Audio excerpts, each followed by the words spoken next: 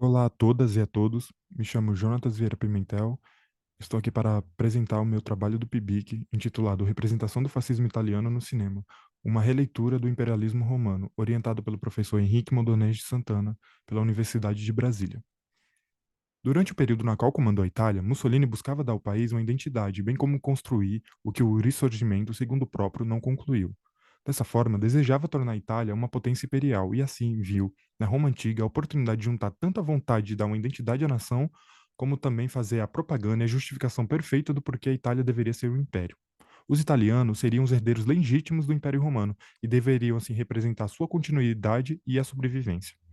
Desta forma, o fascismo enxergou no cinema sua maior conexão com o povo italiano, transportando para as telonas a ideologia fascista, fazendo a releitura do passado romano. Com isso, o fascismo italiano e Mussolini não buscavam trazer ensinamentos sobre a história do passado, mas sim mostrar sua ambição para o futuro italiano. Ao reler a Roma antiga, Mussolini revelava o fascismo. Esta pesquisa buscou analisar a releitura e a recepção do Império Romano no cinema italiano durante o regime fascista.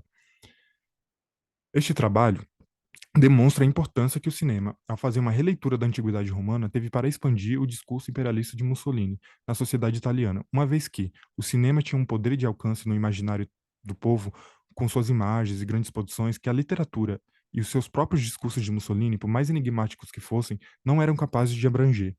Ao trazer o passado romano em uma nova perspectiva, Mussolini trazia um sentimento de união e de identificação à Itália.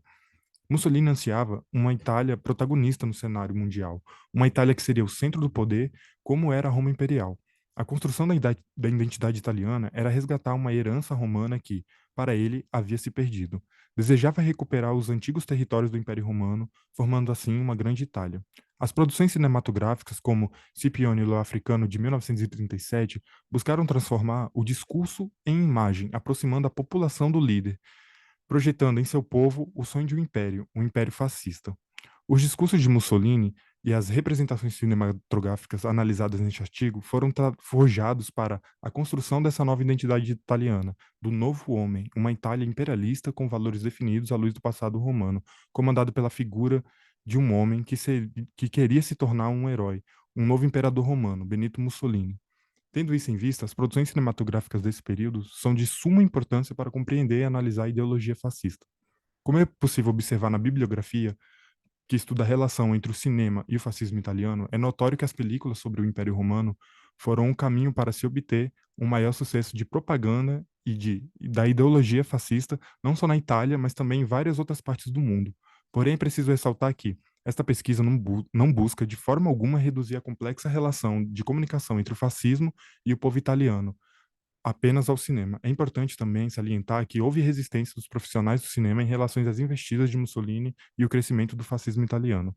Dito isso, a propaganda política fascista italiana adentrava de várias maneiras a vida social, seja no esporte, na religião, na educação, na nacionalidade, uma vez que, para Mussolini, ser um bom italiano também era ser um bom fascista. E também, claro, na raça dos povos. Nos tempos atuais, por exemplo, é nas redes sociais onde o discurso político, tanto de esquerda quanto de direita, ganha força e forma, conseguindo sustentar a propaganda ideológica de seus respectivos partidos. No século XX, foi no cinema que Mussolini encontrou o caminho para entrar no imaginário italiano, expressando seu maior desejo para a Itália, que seria um império mundial que se assemelhasse e continuasse o Império Romano. Muito obrigado.